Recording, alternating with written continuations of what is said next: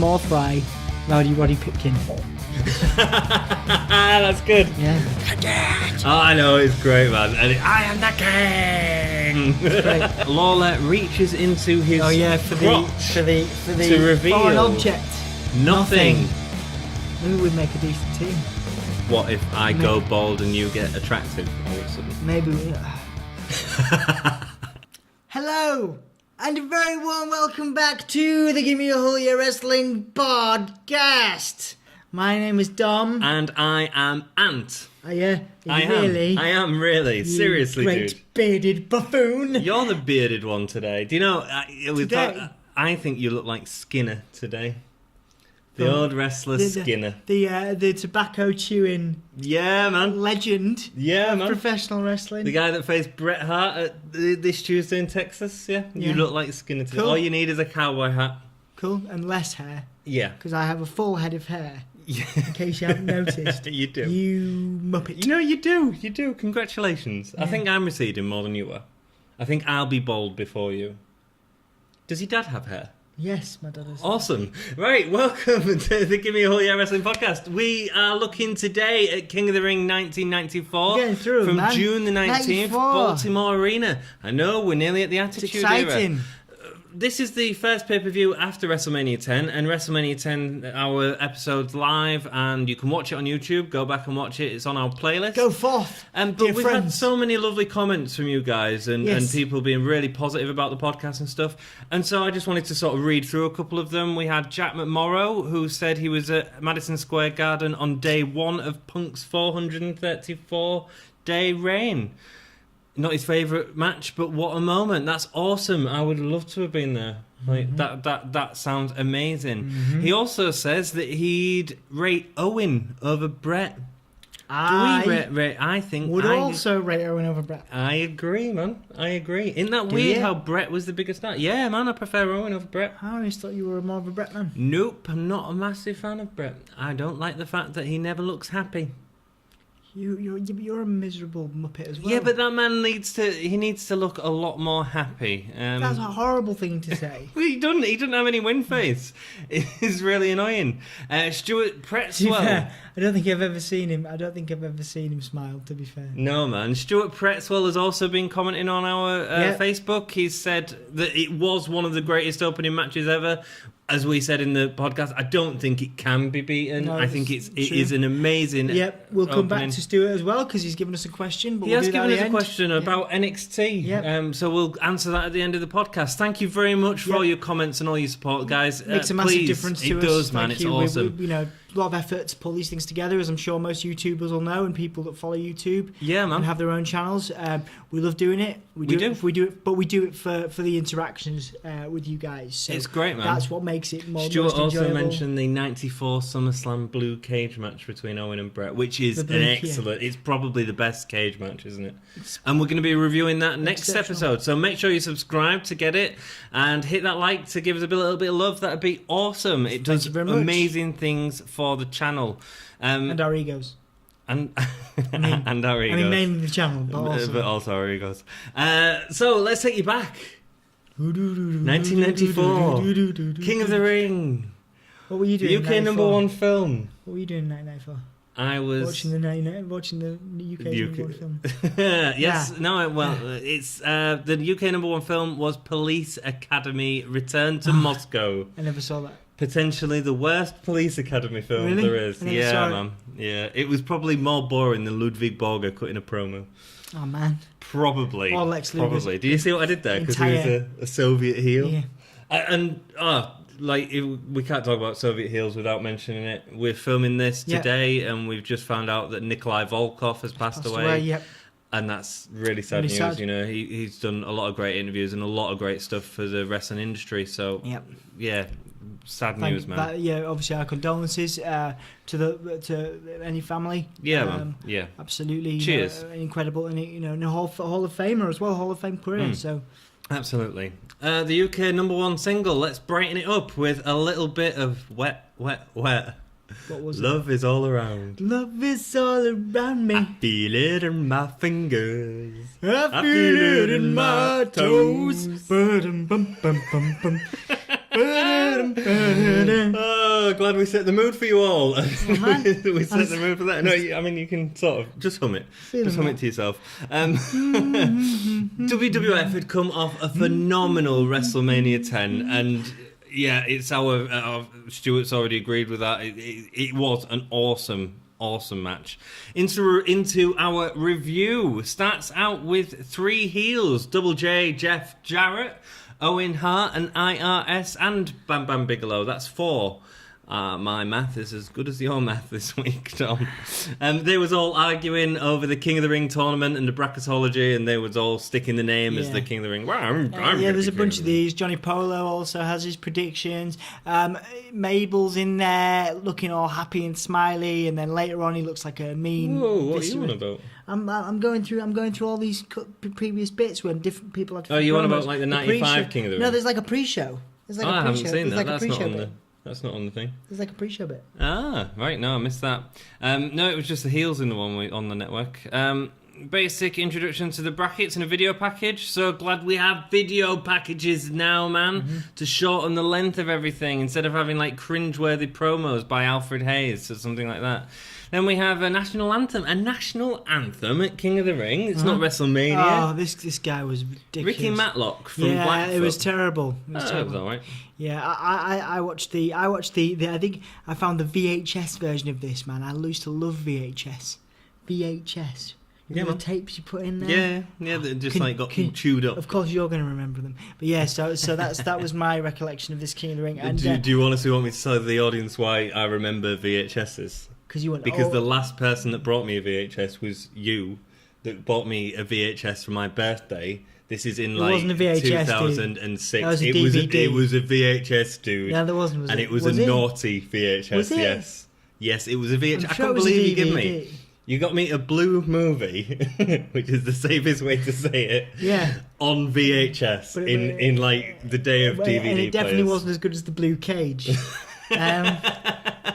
So the production man who's sure it was a DVD. It was a VHS. Okay. Man. Yeah, it was a VHS because I'm never going to see this. Anyway, the production changed. So we had pyros during the national anthem, but also we had a lot of lighting changes here, man. Can we just address how ridiculous this dude was during the national anthem? It was alright. I didn't dig it at all. Okay. It's a bit like I Imagine You doing the national You anthem. always say this when we talk about I imagined you doing it, and I was like... So the I don't know what that is, but I always seem to imagine you doing the national anthem, what it'd be like and how ridiculous it would be. I always imagine you wrestling, especially when I'm watching Charlotte fight someone. That's great, man. Yeah. Charlotte's... Oh, I know. Okay, that's weird. I know. That's a little weird. Right. That's the nicest thing you've ever said to me on this podcast. You're it's welcome, so weird. Skinner. So we have moving lights happening here with gobos, which happens a couple of times during the night. A gobo. So it's when you shoot light through a cutout of something and it creates an image on the floor. So Razor Ramon had razors on the floor. The 1-2-3 kid had 1-2-3 that showed up.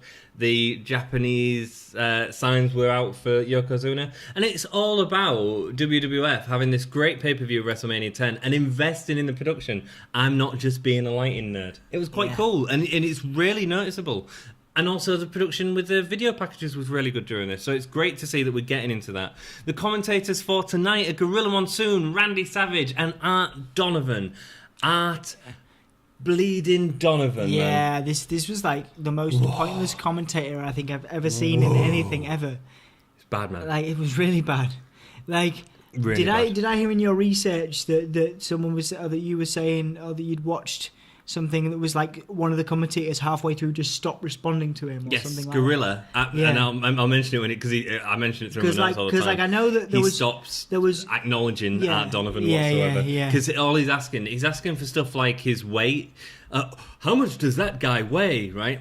And when it's Yokozuna, that's fine. Because when it's 1-2-3 Kid, no one cares, you know. And I think he asked it about Tatanka and Randy Savage is like, about 280 to 300 pound, brother.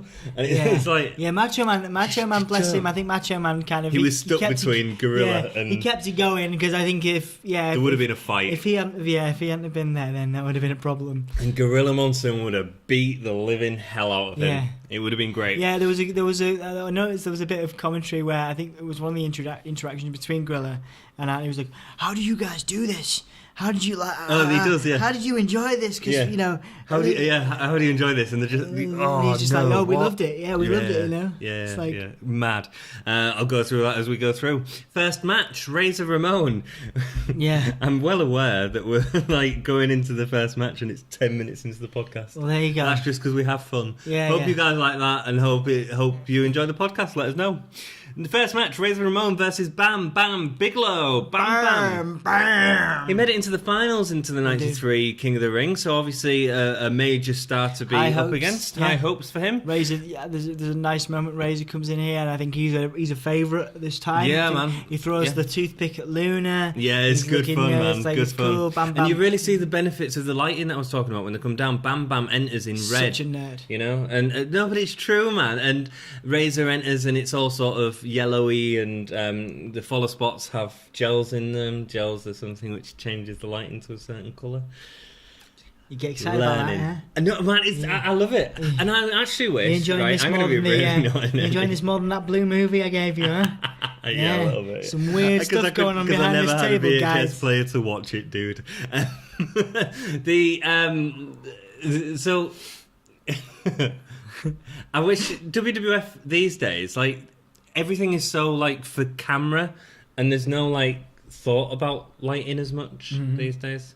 I mean, there is sort of Finn Balor where he does the sort of thing, but yeah, only it's not as much colour. For the Demon, it's more special, isn't it? It is, yeah. They do it as more special. I wish there was just more play with lighting in the WWF, and there's not. And like we were talking about Ricochet, his new entrance with the sort of lights coming down and stuff. Yeah. Cool. I know you're not a fan of it, but no, I don't. I think it's a bit tacky, but I appreciate that it's love interesting.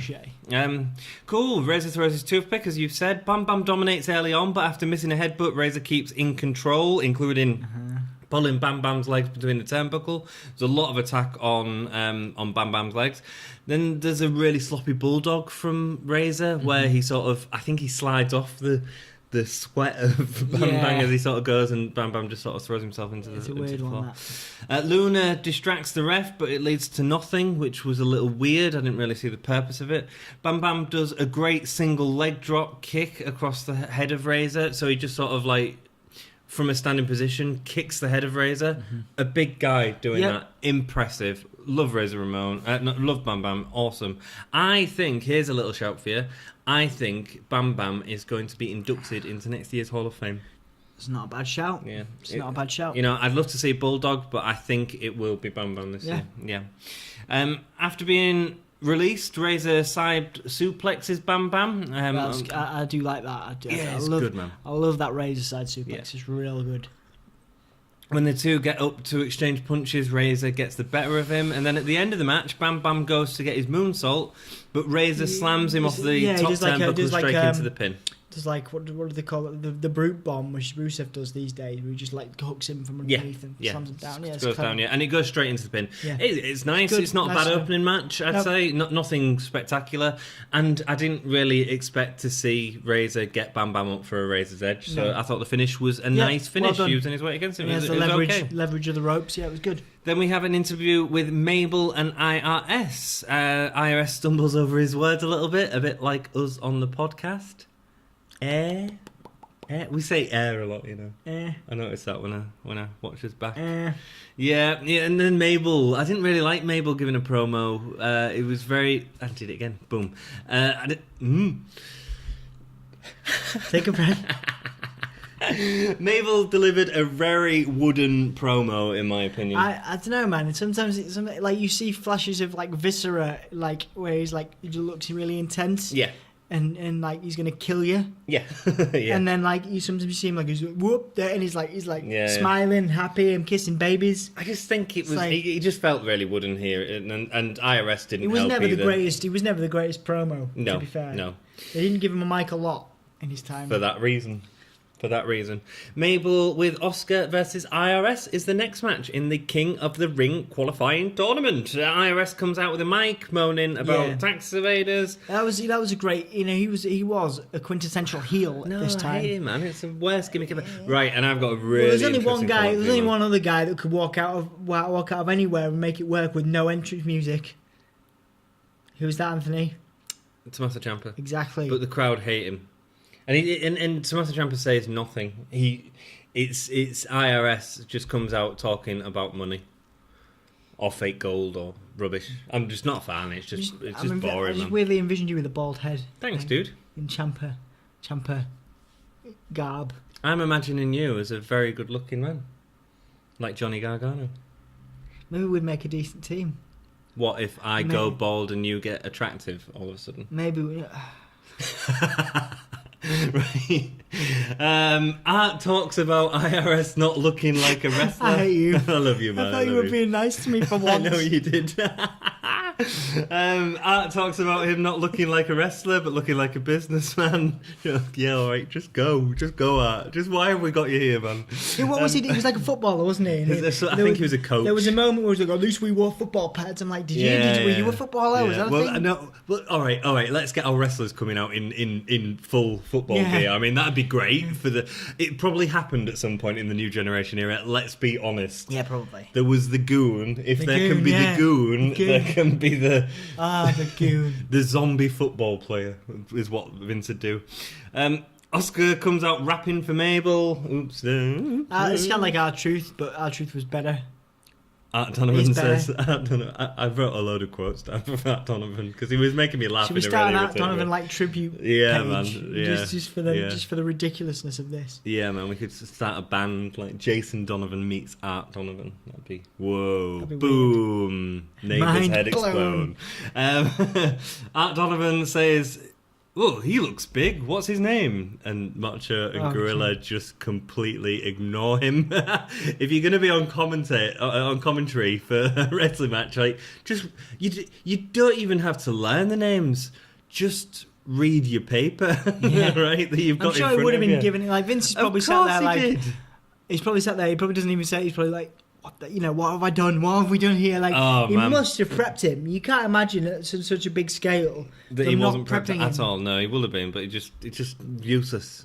Maybe for one match it's okay, but it's useless. So into the match, Mabel takes the lead, doing a little dance after knocking a clothesline. He did this a couple of times when he got the offensive, just a little wiggle, and the crowd love it. IRS takes the lead eventually, delivering his flying clothesline. That's the one thing I do like about IRS, that clothesline, he really sort of leaves his feet when he goes into it, and with a big guy like Mabel, it actually does look like it would work. Like Mabel has like we've said before, some really solid moves in his arsenal, and IRS does too. Every time he does that clothesline, it is a good clothesline, which is billed, I think, in most cases as his finisher. Yes, but in this match, cases, he doesn't go for the minute; he just goes for some weak ass elbows, and he hits that clothesline, and it's like wicked, amazing, awesome. But they're weak as anything. They're just it just looks as weak as anything. It does, it doesn't work. It doesn't work. Somehow, and I don't even know how this works, right? So Mabel rolls IRS into a small package. I mean, Mabel is massive. How do you get Mabel into a small package? And it doesn't work because he pins IRS, and IRS is sort of kicking out, but he's got the weight of a huge man on him. So it looks like his legs are just kick flailing. out. His legs are just flailing about a bit. His feet, his shoulders are on the thing. The wrestler says no, that's it, because obviously the wrestler knows that IRS is winning. Yeah, weird. Mabel probably shouldn't do a roll-up. After a long chokehold, Mabel keeps throwing IRS into the ropes to deliver a move to him, making IRS do all of the running and work in the ring. I mean, good on IRS, but IRS was a bigger guy as well. He wasn't the smallest. He was stocky, wasn't he? He was, yeah. In a similar way to his son, Bray Wyatt, I'd say. Not, stocky. Yeah, not quite as big. No, I don't know. Nah. I think they're very similar. Okay. They're very similar. Okay, cool. Mabel goes for a move from the second rope, but IRS wiggles the rope. Oh, yeah. Whoa! And Mabel goes, whoa! Is that what happened? Did you hear that? Did you hear that exact sound? That was a great sound. It was. Do you know, like? Whoa! Do you know when Ember Moon and Asuka were fighting each other, and Ember Moon was about to get the Eclipse, and she like dives on the ropes, and Ember, and it works really well. This isn't that. All right, this is IRS. He goes to the ropes and goes. Whoa. Yeah, it was a little weird. Mabel's like, it was a little bit theatrical, the little wobble. Yeah, it was. Yeah. He then gets the pin, even though Mabel was kicking out from the start. So Mabel falls back.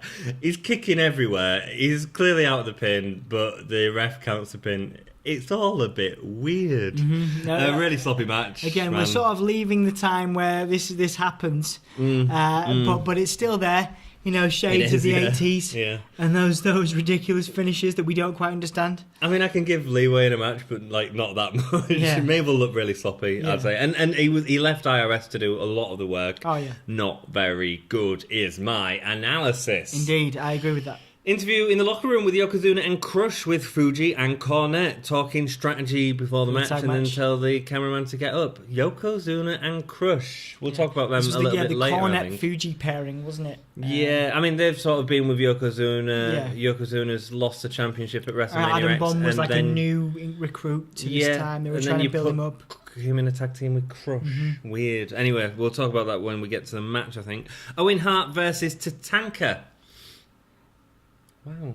Tatanka was over. Actually this is the best Tatanka match I've seen. I agree. Like, so far, easily. And it's mainly because Owen does great work with him. In fact, this might have been... I totally just got Adam Bomb and Crush confused. They're very easy to confuse. You did. I just ignored it. But yeah. I'm not. They're very similar gimmicks. Yeah. The big guy with the strapped top on. I mean, Adam Bomb doesn't have the face paint on, but it's that corner that he could do. Yeah, he's kind of... So, Crush had been with... Yokozuna. It's cool. Tatanka attacks Owen before he can even finish his entrance. He pressed the X button to break out. Hey. Nice reference. Good. Thank you. Good. These two have a really good match, man. A lot of speed. Owen really jumping around and jumping into the slams. Again, I'm going to highlight another thing that Owen does amazingly in this match, and I'm gaining from watching these pay-per-views back. I am gaining so much respect for Owen, so much respect. Tatanka's lost his red hair at this point, which was always a big part of his gimmick. After Owen throws Tatanka into the outside ring post, we get a split scene where Razor and IRS are fighting backstage. Yeah, they're having a little bit of a tiff. Production! Yeah. And it's a good point as well. It works, man, it works. Owen continues to punish Tatanka, heading into the ring, rubbing his head into the ring rope, and then there's a nice jump onto Tatanka's head whilst he's lying prone against the second rope. That was good. Owen delivers an awesome drop kick from the top turnbuckle, which the crowd, like, Owen's a heel, and the crowd do that applause thing, like, we've just seen something amazing. And it was great. Yeah. It was, and Owen was good at doing that. Mm-hmm. After a headlock applied by Owen, Tatanka tomahawks up. Using your pun there, brother. I like that. Chopping Owen several times. Like I say, I think Tatanka had a solid match here. He was over as well. He was so over with the crowd. They loved it. It's this tomahawk up bit, and I just love Owen for this. And I think that any wrestling fan should go back, and watch this match. So Tatanka is doing that really rubbish thing where he hooks up and he starts doing the chops. And he runs around the ring and it's, Owen. I've got time for it, man. I've got time for the tomahawk. He gets chopped by Tatanka and he throws himself into the back of the mat. Right? Yeah. And this is I think it's the best I've ever seen of someone taking a back bump in the ring. He did it at the WrestleMania 10 match against Bret. I cannot think of anyone that took a back bump. And it's a tiny part of wrestling. It is. But, we are smarks. But it is awesome. It is absolutely amazing. I don't think there's a wrestler that's took a back bump better than him. Please, if you think there's a wrestler that's taken a back bump better, let us know. Yeah, sorry. It's a little thing, but I think credit where credit is due. Tatanka shows his strength, power slamming Owen, but when he goes for a sunset flip to pin Owen, Owen drops to his knees to pin Tatanka instead. Owen gets the wins. Easily the best match I've seen Tatanka be a part of. Absolutely, yeah. It was good.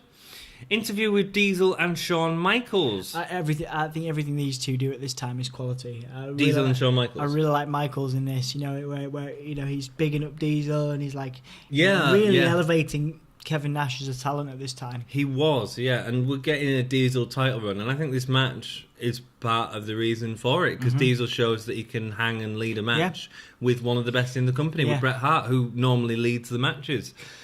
We get to see the jackknife that Diesel delivers to him on the King's Court, to Bret, nice. Sorry. There was this nice little promo between the two, and Bret's like, I'm the best there is, best of what will be, and he's like, you're going to get VIP treatment, full of pain. And I'm just like, okay. Jackknife, boom. Okay, Diesel, with your mullet. So the story going into this match is because of Diesel's jackknife being sold as such, it's been sold similar to a Razor's Edge, so that people don't kick out of it. There's a big question in the match. Will Bret be able to kick out of the jackknife if Kevin Nash gets it? Also, we don't know who's going to be in Bret's corner. So Bret said that he's got a family member in his corner, but that none of the Harts like each other. Yeah. So who's it going to be? So next match, before we get into that match, is another qualifying match between the 1-2-3 Kid versus Jeff Jarrett, with strobe lighting when Jarrett enters the ring. It didn't really work. But the 1-2-3 gobo that they had, again, gobo is an image that makes the numbers pop out on the floor. 1, 2, 3, and the crowd were chanting. Yeah, cool, man. I love this. I thought it was a great showing for the Kid on a main event stage. Vince and everybody right up until this point had been really selling that underdog thing. I think they kind of overdo it with the 1-2-3 Kid, like, he's not going to win. They even go and say these things regularly as much as, he can't win, it's not possible. And they build him up as this underdog, which of course adds to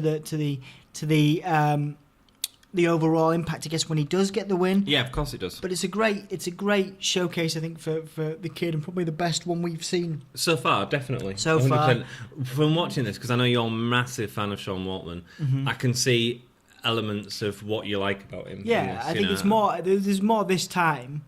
Is it really? It was more this time than well, I was a kid here too. Yeah. To watch this smaller kid come from such adversity against a much bigger bunch of dudes. Yeah. And be able to deliver these high flying kicks, which I wasn't going to be able to do when I was that young. And delivering all these sort of things, and just thinking, man, this wish you is could wicked. do it. Yeah. You could see. I can't put him in the same light, because I still think people like Owen are better. You wanted him to be, and he had a wicked match. There's a wicked match on a Raw with Bret Hart when he's WWE champion. It's a non-title match between Bret Hart and the 1-2-3 Kid, which I advise you to go and watch. Cool, man. It's brilliant. And Bret Hart actually says in a WWE magazine, which I read around the time, or maybe 96 or a couple of years later, Bret Hart was like, I would love another chance to wrestle the 1-2-3 Kid. It was my favourite. Cool. At one point in time, 1-2-3 Kid was Bret Hart's favourite. That's great. And I can see why, because he worked hard in the ring. Yeah, amazing. And he really does in this pay-per-view. Yeah. So Jarrett gets the early lead, dragging 1-2-3 Kid out in the ring, and we see 1-2-3 Kid's athletic ability, but Jarrett keeps catching him.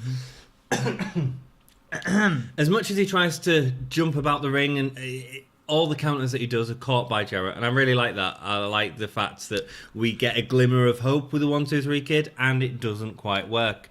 The Kid keeps trying to do moves off the top rope, but Jarrett keeps catching him or knocking him off. Jarrett starts working over the 1-2-3 Kid's legs, but 1-2-3 Kid reaches into a small package, getting the win. That was nice. Surprise. Nice surprise. Nice little match. Jarrett obviously attacks him afterwards. He gets really angry. 3 pile drivers, man. And this, of course, leads to some implications later. I was interested at this time because we're very much going through a similar period now. And WWE likes to make make a point of these days. Did you notice those adverts for the new generation? What, during this? Yeah. Oh yeah, man. Yeah. I've written it down. I want to go into that. And also, depth, and Macho Man makes a point. I think it was a later point. At the first, he was like, "If this is the new generation, then I'm glad I'm part of the old." And then by the end of it, he's like, "Oh, this is the new generation." Yeah. And it's like, what did they have? They had clips from this pay-per-view. So they had the 1-2-3 Kid, Owen Hart. And then they had like Bruno Sammartino and all the old school. Yeah. And they had all these, what was it, like race cars and spaceships. I'll go into it because it's a massive point actually that I want to make about the WWE at this time. So Jarrett gets really angry after the match, delivering 3 pile drivers to the Kid. I really like this. The crowd, because they were so angry at him, they sort of stand up, and to get a crowd that invested in it, it's not like it's almost like shock. Like, it's great. And the kid was good. As much as I dislike his overuse as an underdog, he was the dude that would grab the most appeal. Yeah, yeah. And then people felt for right or wrong at this time. People felt sorry for him if he got beaten down. You know. Yeah. So Jarrett does these wonderful pile drivers on the kid that looks really aggressive and had the gold insight stood in. Then he gets on the top rope and he does some sort of like diving move that is just like he falls to his knees and then lands on it. It's meant to be like a fist drop rubbish, or something. Man, rubbish. Which is a real shame because the pile drivers looks brutal. Yeah, the fist. Yeah, it was like a fist drop. Which there's only one person in the world that can make a fist drop look legit, and that's Jerry Lawler. And and I was just like, I mean, the fist drop has got to be the weakest. And Jerry Lawler, I think, in later years when the pile driver was being less used, he used it as a finisher a few times. Oh, really? It's like, I mean, Jerry Lawler can make the fist drop look all right. I mean, because it's basically like, but like, anybody else uses it, I'm like, can you imagine Braun Strowman coming out, get these hands, boop. just like falling on. So the video package, man. So we see old silent movie footage of an old car falling to pieces, black and white, and then afterwards we get the new NASCAR. Boom, boom, boom, boom, boom, boom, boom. And then do. Oh yeah. And it's an old like balloon, like vaudevillian type. That's sort of hovering around and wobbling as it hovers around. And then it says, then the new, and we have a fighter jet, America. Hell yeah. Oh yeah. Then the old, and we see a split screen of 4 wrestlers. I didn't recognise one in the corner, but it wasn't Bruno Sammartino, I'm pretty sure. There was. But you had Hulk Hogan, Iron Sheik, and Andre, right? So the old, right? And then the new, Razor, Mabel, Owen, Jarrett, 1, 2, 3 Kid. Wow. Like, the WWF at this point are trying so hard to rebrand themselves completely to get away from the steroid more trial. Exciting Well, that's what it's all about because of the steroid trial. Yeah. But here, lights, but you gobos. Hey, letting words. Right, so you got Hulk Hogan. Let's Hulk Hogan. Iron Sheik and Andre versus the new Razor, Mabel, Owen, Jarrett, and the 1, 2, 3 Kid. None of them ever made the heights of Hogan and Andre. Razor, you can make maybe with Scott Hall, but I wouldn't even say Hogan. No, Hogan, no. Sorry. No, to Andre. Maybe to Andre, yeah. Maybe. It's hard to say. Anyway. But it just... Yeah, but they didn't know that at this time. No, of course they didn't know, but they were just so trying to rebrand. I just thought it was interesting, man. Yeah. It was a really interesting little promo. Go back and watch it. It's like a company saying, this is the rubbish that we used to do and this is the good stuff, but it really sort of dumps a massive dump on their own stuff. Look at me censoring myself. And here's the other thing, right? So I'll talk about it now instead of waiting later. Right, we're talking about the new and the old. What's the main event of this pay-per-view?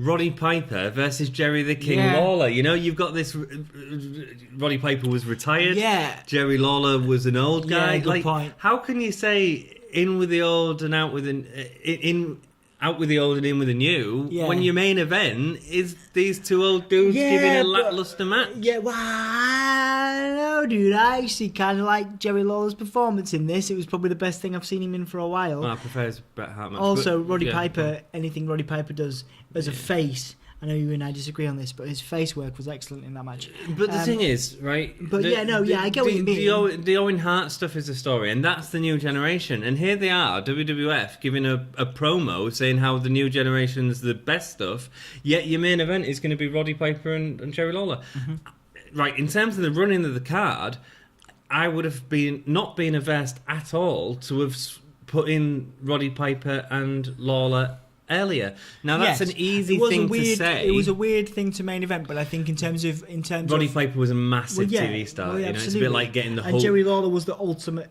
heel at this point. And it's a bit like getting The Rock to come back and not main event, I suppose. Is the way of looking at it. You know, The Rock from a period where before he was sort of skyrocketing with his career. Which he will come back. He's coming back next year. Of course he will. Yeah, and it will. Where will it be on the card? It'll be the main event. It'll be the main event, exactly. A bit like this against was, who, out of curiosity, just as a side note, who do you think could... Because we're going to get John Cena Part 3. Well, I know John Cena and The Undertaker are scheduled for... that's looking for SummerSlam, potentially. They're going to rematch it. What? They're going to rematch it. What, they're actually going to have a fight? Yeah, they're going to do it again. What? Yeah. Cool. Anyway, sorry. Cool. Back into it. We get an interview with Bret Hart, who gets shown the Jackknife footage again. If Diesel gets the move in him... on him again. Sorry, I apologise. Right. I'm terrible at this. Another poll: best performer, John Cena or Roddy Piper? John Cena. I'm not a massive fan of Roddy Piper's ring work. I really not. We've talked about this before. Sorry. Well, maybe we'll put the poll up and we'll do another poll. Yeah, cool. Roddy Piper, John Cena. Anyway, I'm sorry for interrupting you. It's all good. We get an interview with Bret Hart, who gets shown the Jackknife footage.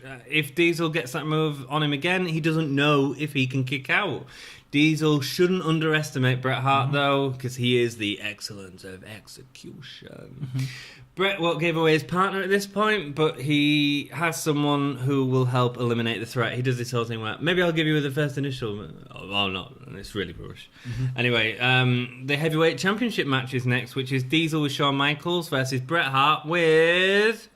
Jim Neville Neidhart's back, man. Neidhart. That's cool. It is cool, and it's even cooler by the end of the pay-per-view. Nice to see him back. His relevance skyrockets for me here. It does. It's a good way to bring him back. Yeah, and it stayed that way until the screw job. Yes. Anvil was okay. He was all right without Bret.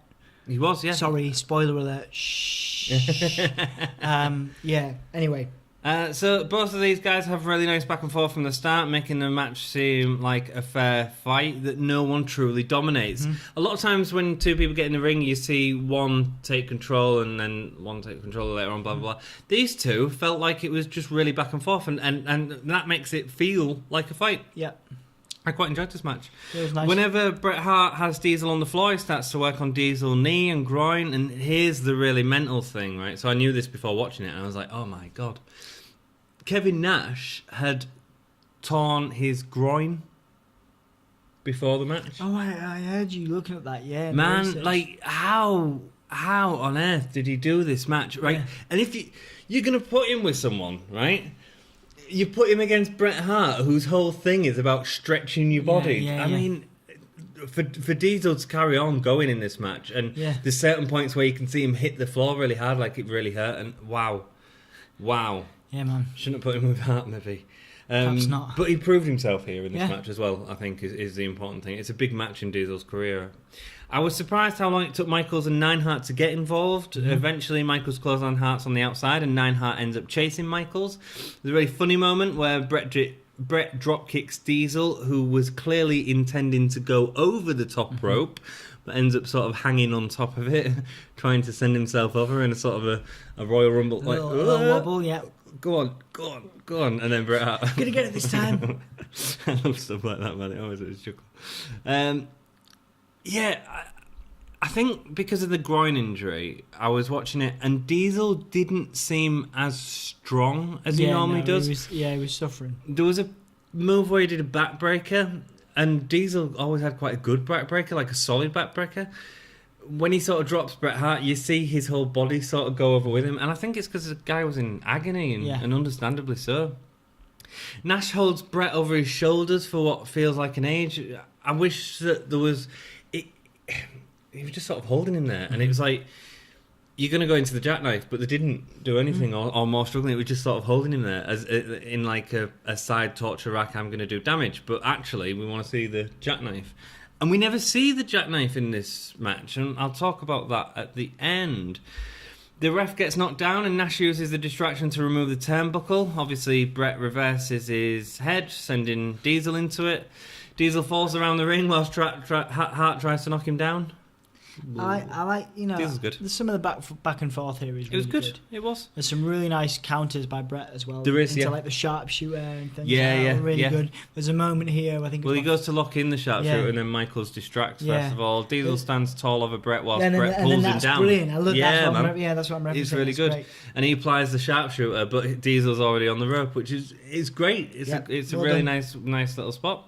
Diesel attacks Neidhart on the outside, whilst Michaels hits Bret with the title. Diesel gets a very near fall at this point. The Anvil comes in and attacks Diesel in the ring. Yeah, everyone's like, I love this though, because it really builds on the heart of Bret Hart, and when he kicks out, and I love stuff like that. They do it too often these days. Yes, because I love that, the near fall. It was a very near fall. When Gargano and Ciampa do it, it's believable because you're like, it's not over yet, thank God. When Bret Hart does it now it's like, Bret Hart's going to survive. It's going to be okay. Yeah. The face has all of the tenacity to stay into it. Now they do it too much. I think it's overdone. But I agree. It was brilliant moment when it was a great moment Bret in kicks this. out. Yeah.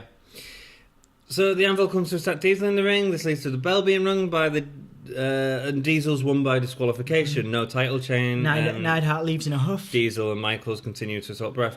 Right, here's my problem with the match. Why didn't we see a jackknife in it, man? Like, the whole story is built around Bret being able to... Like, they could have had the jackknife happen, and he didn't even need to kick out of it. He could have touched the rope or something like that. I just think that the match was built around this jackknife, and it wasn't sort of dealt with. Maybe it'll be dealt with later on. I think that's maybe trying to build the anticipation. Of the anticipation. For the Rocky Horror, baby. I thought there was a lot of good storytelling in the ring in this match, and there was some really good action. I'd personally prefer to see a different ending, but it was very entertaining with Neidhart, and especially considering Kevin Nash's difficulties, I thought this was a really good match. Yeah, well done. Interview with Jerry the King. Do you have anything else to say about it? Sorry, I feel like I'm rushing through it. No, that's okay. No, I feel good about that. It's okay. Interview with Jerry the King Lawler. Roddy has retired once before disappearing into obscurity, and he's going to he's going to knock him into oblivion. The promos between these two are exceptional. Some of Roddy's promos. Everyone knows Piper's the Pits. That was Jimmy Hart. There was also, they did make a reference to it. The King of the Ring was named after Jerry Lawler. That's what he says. It's good. I love it. I do like Jerry King. I say, I have my moments where I despise Jerry Lawler. Yeah, I agree. Mostly on commentary. And in 97, 98 time. As a performer. He was good. He was the consummate heel. As a promo, he was great. Yeah, promos really were good. great. Yeah. And a great foil for for someone like Bret, and also for Roddy Piper. You know what I mean? Yes. Roddy Piper's promo skills were phenomenal. Not in this pay-per-view. I thought they were great. Anyway, carry on. Keep watching, and I'll moan later on about Roddy Piper's promo. I really liked the one where he's in the locker room. Yeah, no, I hate it. Okay. Yeah, cool. But we'll go into it when we get into it again. If you stuck with us, that's awesome. Thank you very much. Please hit that thumbs up, and we will carry on. We'll carry on if you don't hit the thumbs up, but it'd be nice, man. But it's nice. It's nice for our souls and our hearts to Bret Hart. Our hearts and our souls. Our Heart Foundation. To our heart foundations to have your likes. Semi-finals of the King of the Ring tournament. Next up, we have Razor Ramon versus IRS. We've seen this a couple of times now. It feels a bit of a tight match. Actually, I mean, there's a nice dynamic between the two because they know each other very well. They do. Yeah. It was a slow match for IRS than usual, which is saying something. Particularly a slow match for Razor as well. Yeah, man. Dragged a little bit. Razor comes out limping after his attack by IRS. It's happened backstage. Art Donovan, our friend Art Donovan. This is Razor, right? Yeah, and he's like, "This is my pick." Oh, really? He's going to be really. You couldn't tell that was Razor by the cue card that you had in front of you saying it was Razor, or the name on the back of the pants give it away quite well. Maybe he was just doing it to be annoying. I think it gives me a lot of respect for commentators when someone like this gets on. I'm like, wow, that is actually a hard job. I think they don't do it so much anymore. No, man. Probably because of things like this. No. IRS comes out spouting more tax rubbish.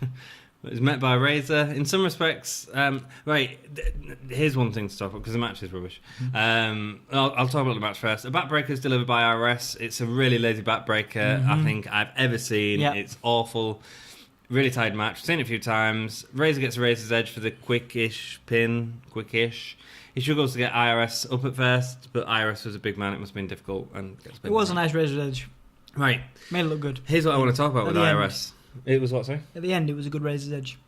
It looked good. Yeah, it was just a bit difficult getting him up there. Yeah, but that's what made it, I think. Yeah, it was a big guy, IRS, and it takes a lot of strength. But these guys were touring the house circuit as well together, so they'll have worked on because you need to do a Razor's Edge, on thingy.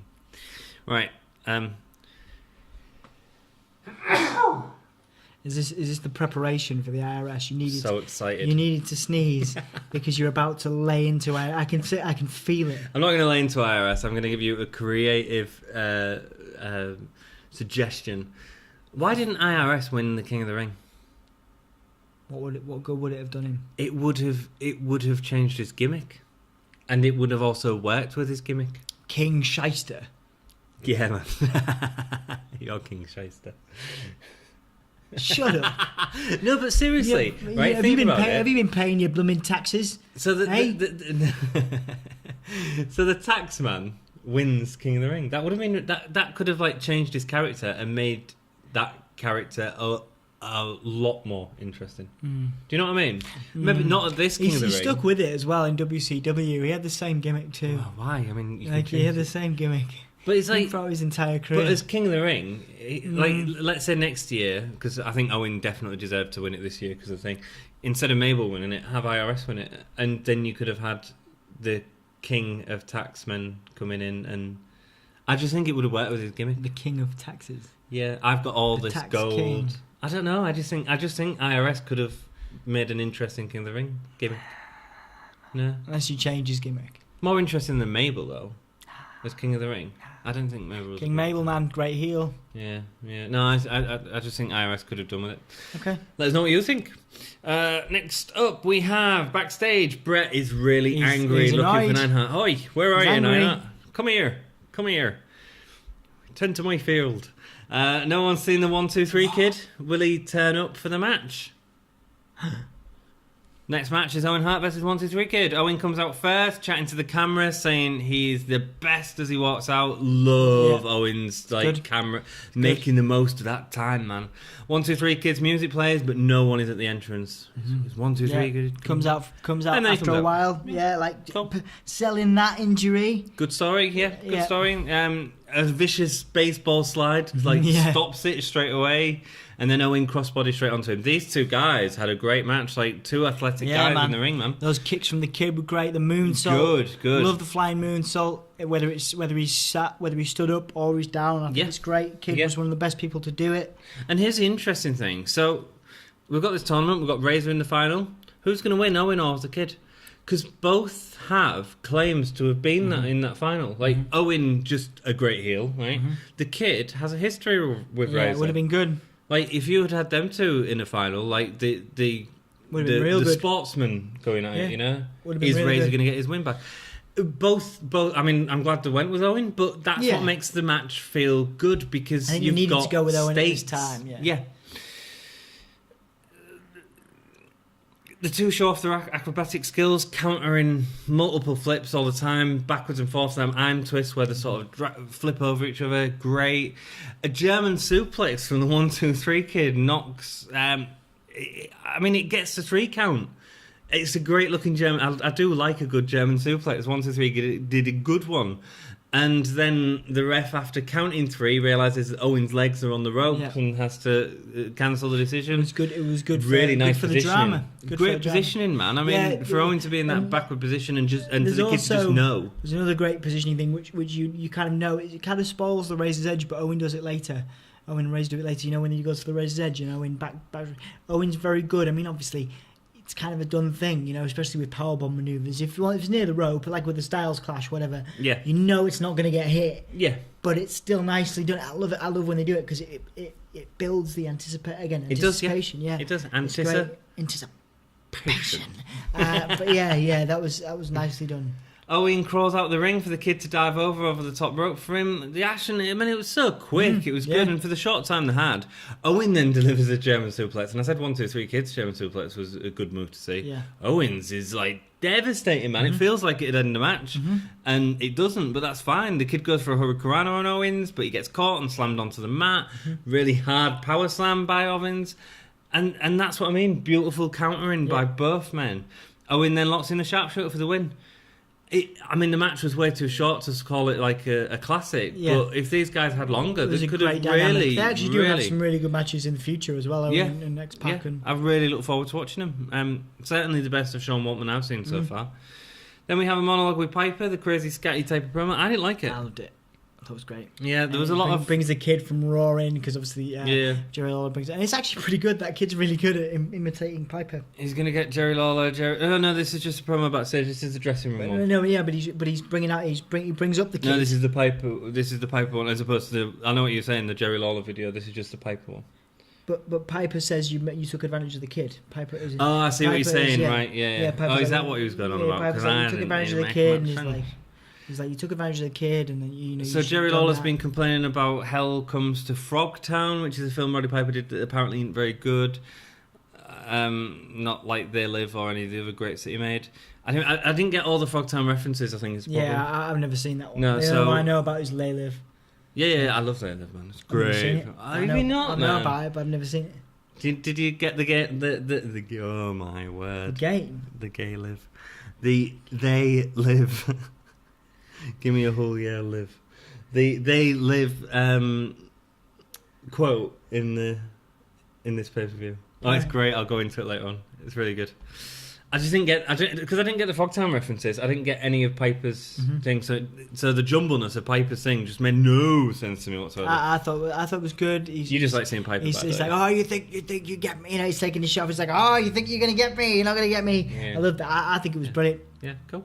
Brilliant. I'm not a fan, but that's cool. Tag Team Championship match. The Head Shrinkers with Afa and Lou Albano versus Crush and Yokozuna. The Head Shrinkers want Tag Team Champions. The Head Shrinkers win the titles from the Quebecers after WrestleMania 10. And they do, yeah. Because they had it. April. So where are we now? What day are we on? For the pay-per-view? June the 19th. Yes, they win in April. Right. I wonder if April that was 24th. punishment.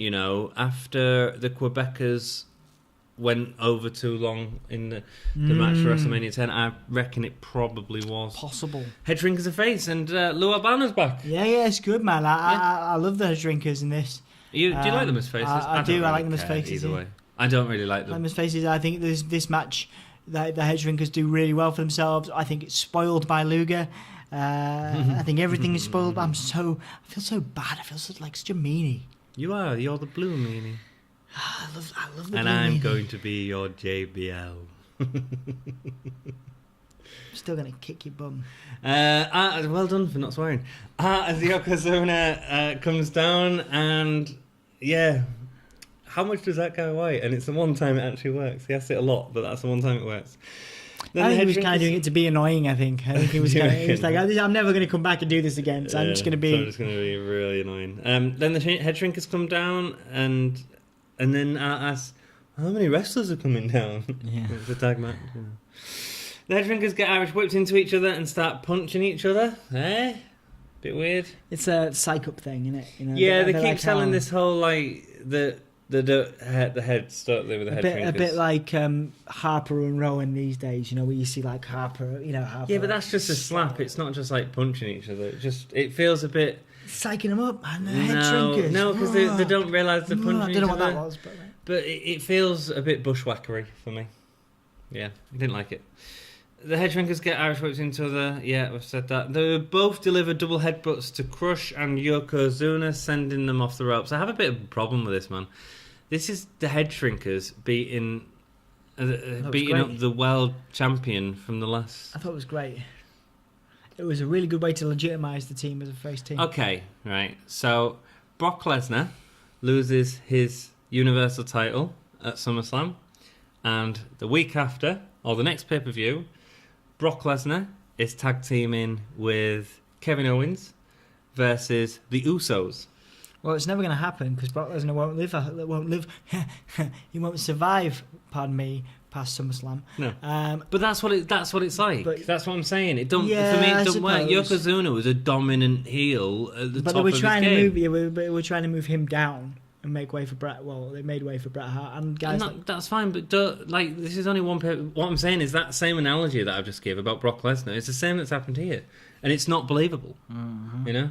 I see your point. Thank you. Ding. But they're trying to move on. Yeah, but there's still so much you can do with. There's still so much you can do with Yokozuna. He can still be in the title picture in a tag team sense.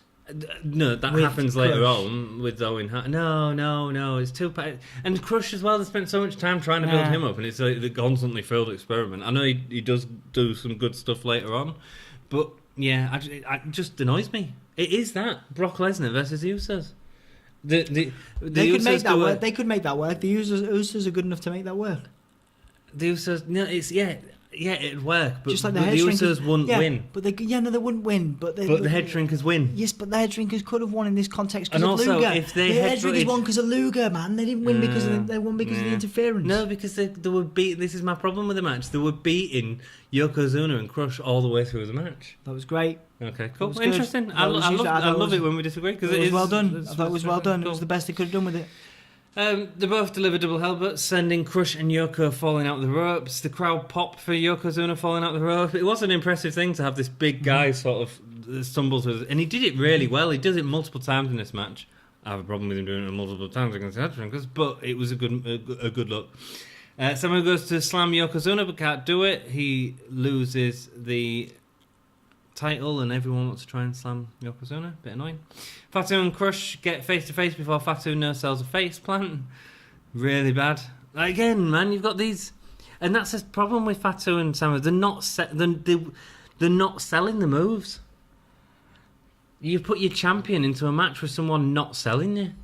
They are the tag champions. You know, yeah, I get that. They are important.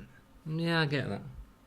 Okay, all right. Let's change it. Brock Lesnar versus the B Team. It's not that though, is it? It's more like Brock Lesnar versus the Usos, and the Usos you could believe would have a believable threat. They would be a believable threat. They wouldn't win the match necessarily, but they'd be a believable threat. They'd get some decent moves in. The B Team would get destroyed. Yes, I'm pretty sure the B Team have been destroyed by Lesnar before. Have they? Yeah. Probably. The head shrinkers look way too... Sorry. Delivering a double super kick to Yokozuna, sends him back out of the ring. The Yokozuna gets a leg drop on Fatu while the ref is distracted. A leg drop. That's a killer move. That's a match-ending move. If not the banzai. But Lex Luger comes in. Just to build up the... What's the point here? To build up the anticipation. For Lex Luger? Yeah. Why? We already know that there's no point. Lex Luger comes in. Yay! Oh my. Comes in. Crush goes to attack Lex. And then Luger's like, come on. Just don't forget, we had them like Lex versus Mr. Perfect thing happening at WrestleMania, and that sort of dropped because Perfect is injured still and doesn't want to wrestle. Oh man. Bit of a mess, really, Lex. Bit of a mess. The head shrinkers come to help Lex, who reveals his outfit by taking off his shirt. It's an all-in-one red, white, and blue singlet with long legs. Yeah, he really looked like he should have been on an 80s aerobics video. Yeah, definitely. It looks awful, man. Mr. Total Package. Mr. Motivator. You could really see his total package, couldn't you? At this pay-per-view. Oh, gosh. Yeah, wow. Whoa, them steroids. Yeah, would you have been excited to see Crush and Luger again? No. But so the head shrinkers get a super kick on Crush. Crush loses the match. Luger is stood there being all muscly and flexing or whatever, doing his thing. So they've lost the match. Yeah. Luger cost them the match. Yes. Yeah. Would you and then Luger comes in and then some double teaming on Luger. Then the head shrinkers help him whacking I think Crush with the belt, and they all pose together and have a jolly old time. Meh. Yeah. Meh. Anyway. So Owen says he's going to win the King of the Ring and wishes a very Happy Father's Day, Dad, which is great, man. That was wonderful. Great. That was probably one of my highlights of the pay-per-view. No, I think there's some good points, but yeah, no, Owen's great. Owen versus Razor Ramon in the finals of the King of the Ring. You said it right then. That was great. I'm really glad. I'm really happy that you say Razor Ramon instead of Razor Ramona, which I hate when you do it. Stop it. I think it's perfection. You're an idiot. Thanks. Carry on. Owen tries to use his speed to beat Razor, but gets caught by Razor and slammed. One of the things I really like is when he gets a slight advantage over Razor. Instead of a big move, he slaps him in the face, and it's that sort of disrespect that I think Owen does a great job at. It's a little slow compared to the last match that we've seen from Owen, There's a real nice backflip from Owen as he tries to say. I say it's real slow, and then there's a big move. He does a backflip to escape Razor's grasp, which ends up in a really iconic, and it looks just like it, a rock bottom. Yeah. From Razor, and it looks great. He does it a few times, even like the arm goes out. He does it a few times actually, one. like in his career. Like it's a decent move. Yeah. It's not. What do we call it when it's not a rock bottom? I can't remember what they call it, but I think it's like a front slam or something. Yeah, something like that. But this is a rock bottom. This is one foot in the air, the other arm going woo, and the guy going over. It's great. Razor goes for the Razor's Edge, but Owen flips him over the top rope. Neidhart comes out seemingly to help Razor while he's back on the floor, but ends up attacking him while the rest are distracted. Neidhart is a heel. That's quite exciting. That was good, man. That is again, a good idea. Added good relevance to his character, and it's also everyone against Bret as well. And that's good. Nice. That's good. Neidhart was never going to replace Owen in this situation, was he? But the idea was when Owen's not facing Bret, then Owen and Neidhart can have the thing. And they've also got the history that they've got. Great idea bringing him back, man. Really good idea. Yeah, it was good. Owen gets an elbow off the top rope for the win. That was good, man. I love the elbow. Yeah. I love a good elbow. Yeah. And Owens was great here. I think my only problem with the finish is I wish... I quite like the Neidhart thing, but I sort of wish it was a clean finish as well. For Owen, I think it worked. For the heelness of it all. I did it. Yeah, that was great. In his Seth he does Rollins that a few voice. times. He does it's great. I love it. In his like you got Seth Fillings. Seth Rollins. Okay. My autocorrect, man. I have to make it up. Seth Rollins has my girlfriend always says like his voice is so annoying, and I agree with her. Like his in the ring, and that is Owen Hart, man. I ain't got a problem with Seth Rollins' voice. I think Owens is like he does it a few times when he does the slammies. He's like, I did. Oh, I know, it's great, man. And I am the king. It's great. Yeah, and then he has his coronation, which is great. It's great. Apart from the iconic Stone Cold one. This was a great coronation. Like I don't think you got the Stone Cold one, and you got this one. I think it was great. It was like, really? Do you think it's better than the Bret and Lawler one? I think so. Yeah. Oh, I don't think it is. I quite like the Bret and Lawler one. I like. I just like Owens. Like he's like, you're not gonna do this. My main man, Jim. Yeah, it's great. That was awesome. Owen and Jim Neidhart deliver the heart attack to Razor. As refs try to break them up, the crowd are chanting, "We want Bret." I was quite surprised he didn't turn up at this point, but I suppose we're carrying on the stories. Yeah. Bret has no comment in an interview backstage. We go to the commentators and see Gorilla just flat out ignoring Donovan at this point. He asks something, I can't remember what he asks, and he just completely ignores him. It's hilarious. Yeah. Coronation ceremony, Owen grabs the mic. He wants the respect of a king. Yeah. Owen doesn't want Jack Tunney to present him with a crown. He wants Jim the Anvil Neidhart to present him. Owen makes sure Mooney get on his knees, which is a really funny little spot. Yeah, that's nice. Whilst he gets in his... I wonder if he knew that was coming. Yeah. Just like... He's like, get on your knees, and he does it. It's great. The crowd again chanting, "We want Bret." Again, sort of a good opportunity here to even. Yeah, right, here we go. Now this would have been good, right? Don't have Bret attack him because I think it's too much, and I want the story to continue. Do you remember the end image of Owen at WrestleMania 10? When Bret's won and Owen comes out and gives that look in the ring. He's giving him a stare down. At this point... It's all about me. Yeah. At this point, have Bret come out and do that exact same thing. That would have been brilliant. No, but that's not going to... Bret's never going to do that, is he? Because it's a spoiled heel. No, he doesn't. No, but he doesn't have to do it in the same way. He just comes out and gives his vacant scare because he can't do a happy face. I just had a little dick. I don't know, man. I don't think it'll work. I think, and I think it's also a great. It would have been a great callback to WrestleMania 10. Rebooking the past of WWF. That's why you watch the Gimme Wrestling Podcast. Is that Annie's theme? No. That's pretty good, actually. No, I was thinking. Do you know how many times I listened to that in editing? Oh yeah. But I can't even do it. Although shout out to the Bone Cult lads that did it for us. Thank you, Bone Cult boys. Check out Bone Cult, good band, man. Owen, right, so Owen's first proclamation is that from now on, I want to be known as the King of Hearts. Nah. Great. And it's great, stuff. And it lasts. And it does. Then we get a video package of Lawler and Piper. Lawler insulting him on the King's Court, and video footage of Piper's replies each time. Obviously, Piper was off filming movies and stuff, so it wasn't in the WWF, so it would always be... But it was a clever way of doing it. Yeah, I suppose. Yeah, no, I agree. Yeah, as sort of a response to Lawler. Build that anticipation. Is that going to be a new thing? Could be our thing. Could be our thing, baby. Lawler introduces Roddy Piper to the King's Court and brings out a really skinny dude. The original Gilbert. Yeah, this guy was cool, man. This kid was cool. It was good. So he did a really good Piper impression as well. He did. He did actually. Chewing the gum, and it's like, It is the original Gilbert, isn't he? He's cool, man. Right. So now we've got to come up with a name. I was trying to find out who this was. I couldn't find out. What about Roddy Pip? Because he's like only half a... Is that a bit rubbish? Come on, you come with something. You're good with the puns. Well, just carry on. I'll think of something. Okay, you keep thinking.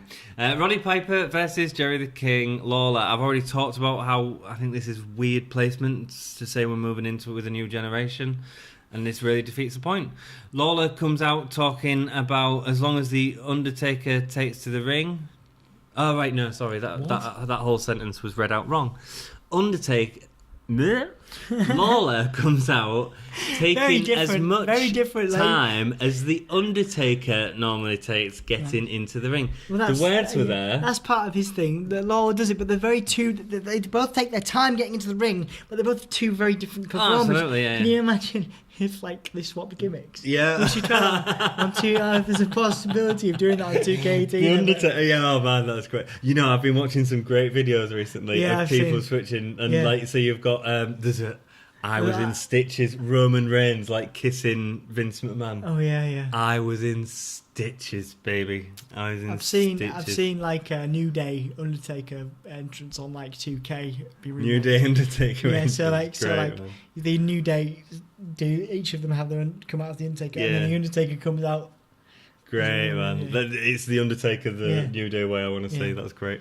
Lawler gets the mic when he gets into the ring, telling the audience to kiss his feet, and then the winnings that Roddy Piper's dedicated to the sick children of Toronto, I think it is, are not going to get any money that Roddy Piper's apparently going to give to them because charity, yay. And Jerry Lawler's going to give them kids nothing. Because heel. Roddy Piper is preceded by a bagpiping troupe. They've really gone full out for this entrance, haven't they? They couldn't have done that if they put it earlier on in the card. It was nice, and he brings out the same kid. Brings out the same kid from the previous week. He does. Well, he comes out in a No Fear t-shirt. Do you remember No Fear, man? Do we still get No Fear? Yeah, you still get them. You still get them around. I think they're more vintage now. You get them in vintage shops. Oh, not like the brand. I'm not entirely sure, but I see them. You remember, and in the 90s, everyone had No Fear. It's a bit like Thrasher nowadays. People have Thrasher t-shirts. I don't know. From Thrasher Atticus magazine and stuff like that. Anyway, fashion. Turn to the left. Fashion. Turn to the right. Fashion. Beep beep. Carry on. I want to talk about that song. Do you know that song is so dark? I went to this is completely off subject. I went to a David Bowie exhibition, and it had his original score for him writing out the lyrics for that. And this is when he was on cocaine and stuff. And it was "We are the Goon Squad and we're coming to town." Right, that's how the song goes. Right. In the original lyrics that you all scribbled out is they're gonna beat you and victimize you and really pound you down. It's really dark. Wow. It's cool, man. Wow. That was a good little story on it. Back to Roddy Piper. So the No Fear t-shirt also has the Tasmanian Devil on the back. How did that happen? Warner Brothers? I think Tasmanian Devil was? Yeah. It was everywhere. Yeah. Did they just license them out to everyone? Yeah, no, I think because I had a t-shirt No Fear with the Tasmanian Devil. Did you really? Yeah, That's awesome. Back in there, yeah. That's awesome. You are a mini Roddy Piper. Yeah, I was just trying to think of this. I thought of Small Fry, Roddy Pipkin. That's good. Yeah. We'll do it all the way through this one.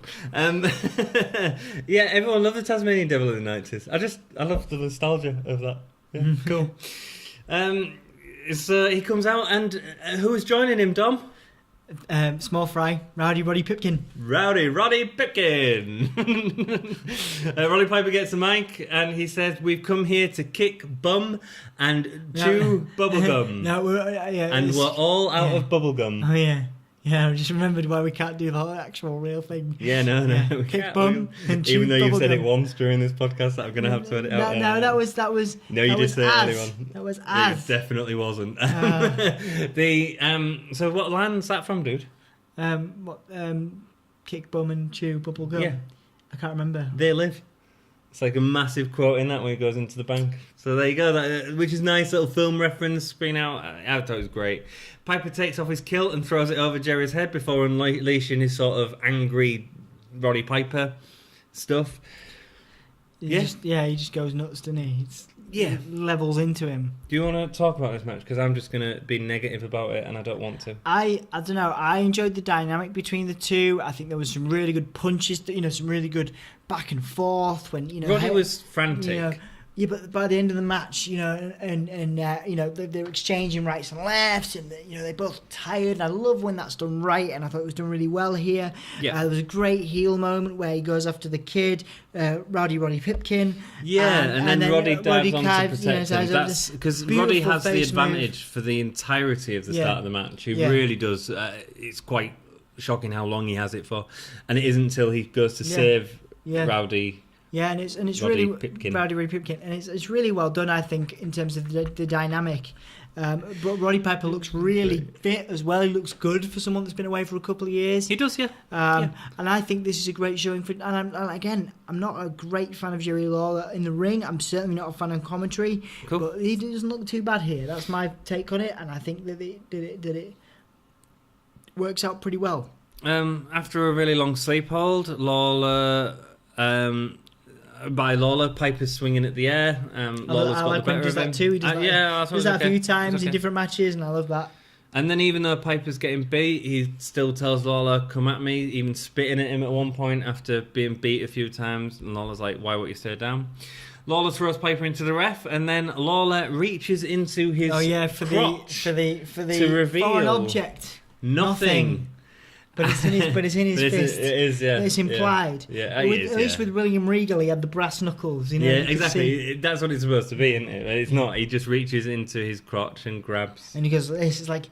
Do you reckon he was doing something like filthy down there, like taking out a load of hairs or something, just to as a rib? I'm pretty sure you'd have seen him wince a bit more.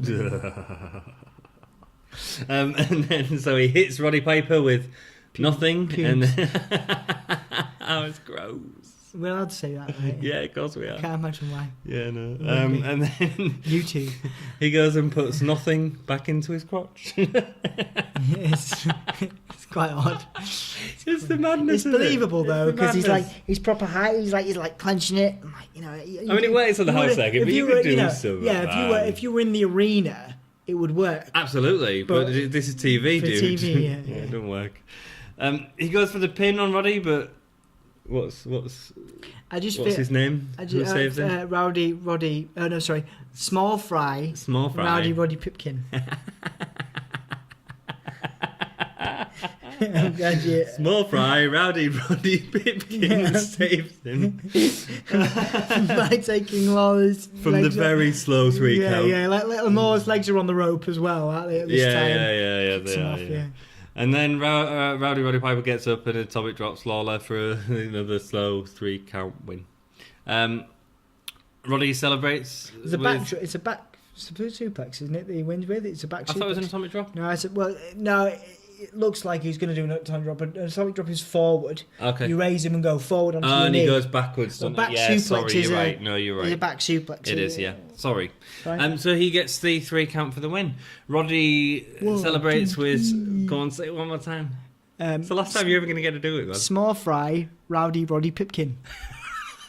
We might bring him back. Small Fry, Roddy Pipkin is on the shoulders for the win. Roddy Piper, guy of the people, everyone loves him. I didn't rate the match, actually. I quite liked it for its silliness.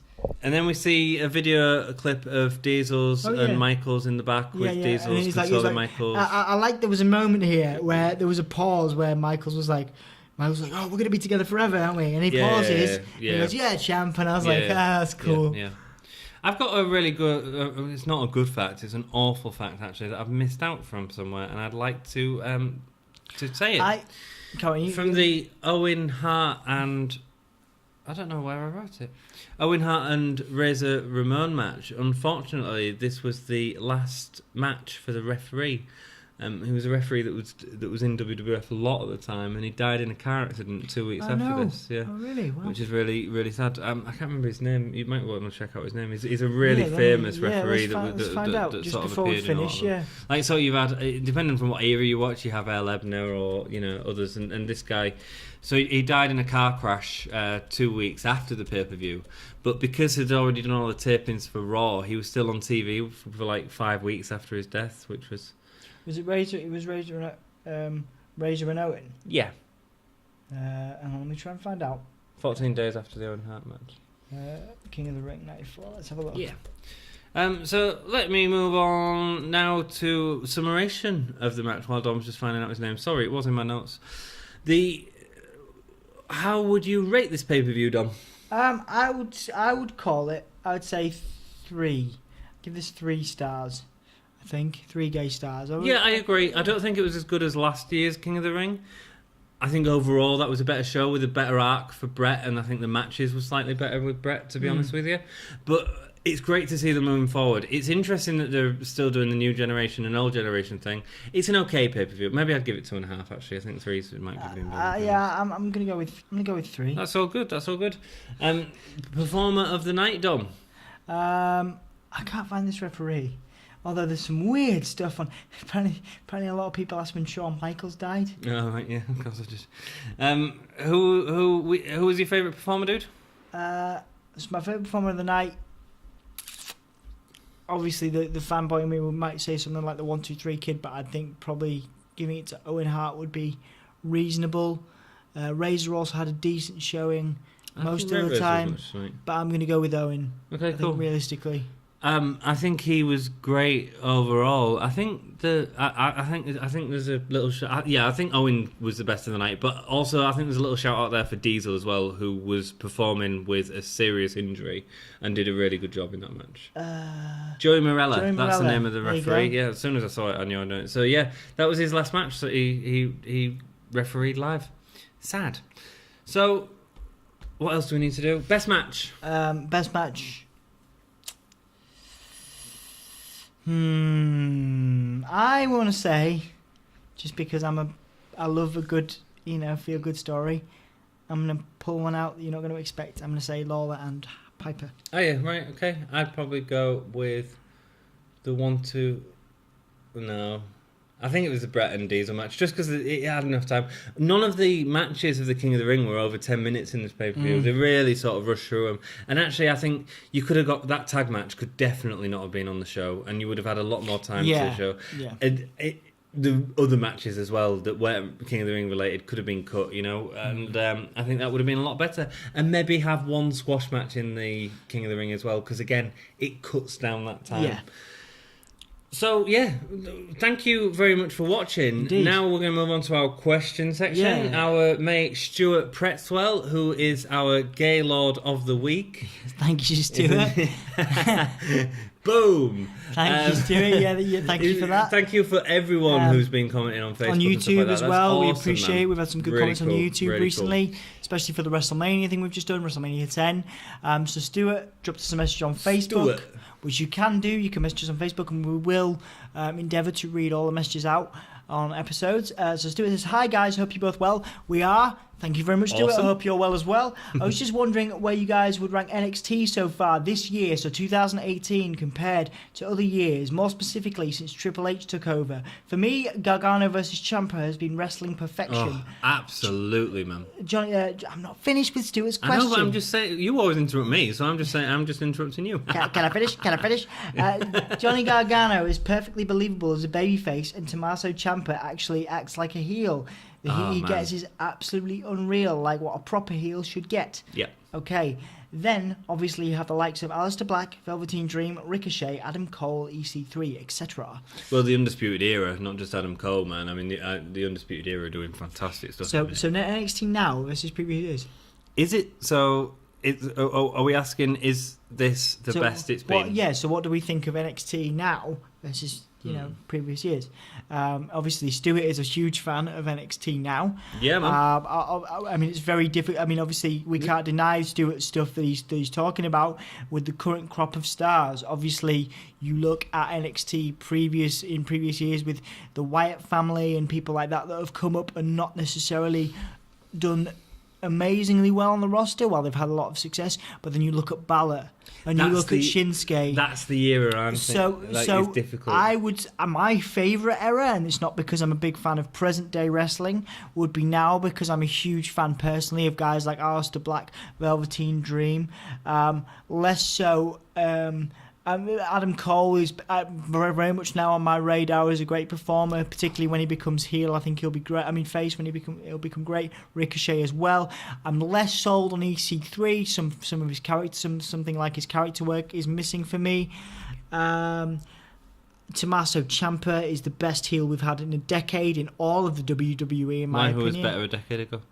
In terms of a decade ago, you're looking at guys, in the Attitude Era. When even the Attitude Era was ruthless aggression a decade ago. Even 2008. Trying to think of something. What I'm trying to do is say, are we really saying that he's only the last 10 years? Because I think it could be longer than that, man. Yeah. I possibly rate Tommaso Ciampa as one of the best heels of all time. Tell me who was a better heel. Triple H is a better heel right now. Okay. Oh, not right now. The Rock was a better heel in that time. In terms of pure evil, what people do.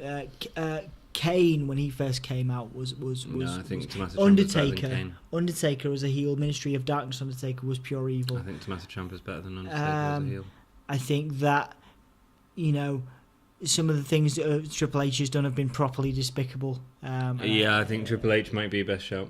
But there's been more. But those cool. from Sorry, across, I'm just saying, but that was 20 years ago. From across the last 20 years, 10 to 20 years. It's exciting. Tommaso Ciampa's doing unique stuff that when we are comparing him against greats like that is really phenomenal. And he's done it in a very short period of time. He has. Took Triple H a long time to get to not just that, he was injured for most of the time. Took The Rock a long time to get to and he wasn't even on TV. It's just excellent. And it's not just him as well.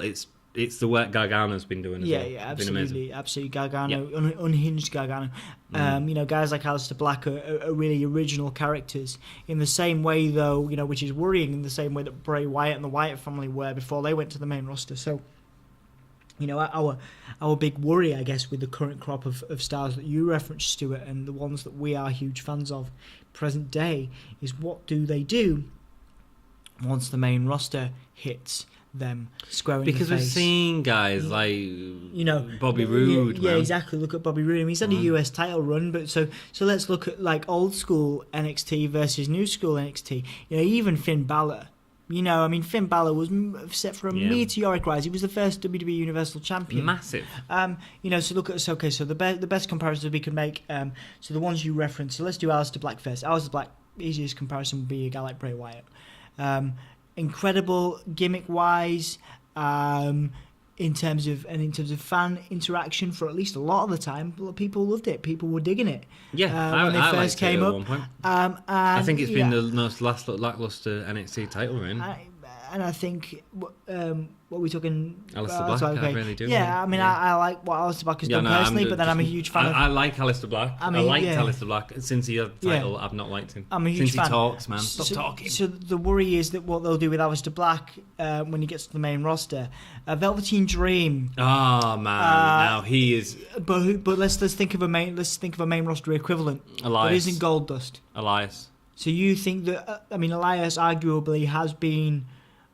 apart from Charlotte, and I'm trying to think of someone that's done really well on the main roster from NXT.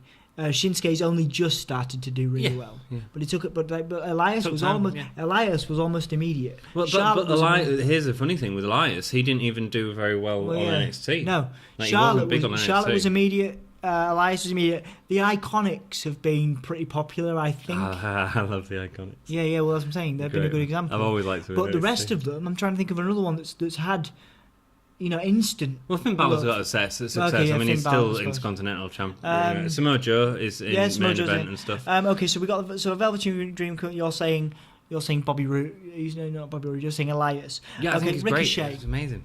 Ricochet. Now, Ricochet's brilliant. Absolutely brilliant on NXT, but you put him on the main roster, Rey Mysterio maybe then that's not a current roster talent, roster talent. No. So Ty Dillinger, look how over Ty Dillinger was. He was in NXT, and then he's jobbing out. So we'll see. Adam Cole's got to be big, man. Seth Rollins, I suppose you could, because Seth Rollins was in NXT. Yeah. Maybe that level. EC3. I really like EC3, but I think keep him in NXT for now. Yeah, keep him in NXT. So we'll see, won't we? But I agree with you that NXT currently is the best it's been in a long time. I think it probably, looking at all them guys, I think it probably is the best era. Since Triple H has taken over, yeah. I think the only other era that I'd look at would be the Finn Balor, Samoa Joe, Shinsuke era. I thought that was great, especially the stuff Finn Balor was doing. You also had Asuka and Bayley doing good stuff then, so I think that was a really strong time for the NXT. But I think it probably is now. I think if it was to look back at this in a couple of years' time, we'd say how amazing this time was for NXT. And it's the most exciting show to go and watch. It's the most exciting pay-per-view to watch. Probably the most exciting last 5 years, been most exciting time for wrestling. Yeah. Across NXT, you got NXT UK now, Ring of Honor, World of Sport. Go check out our review of World of Sport. It's on the channel. Click the channel link, man. Cool. Thank you guys for having us. I hope that answered your question, Stuart. Thank you so much for asking it. Sign us out. Take it easy, guys. From the team at Gimme a Whole Year. From the team, what? From us. From me and you, and of course, obviously, Small Fry, Roddy Pipkin. We bid you adieu, and keep it gay.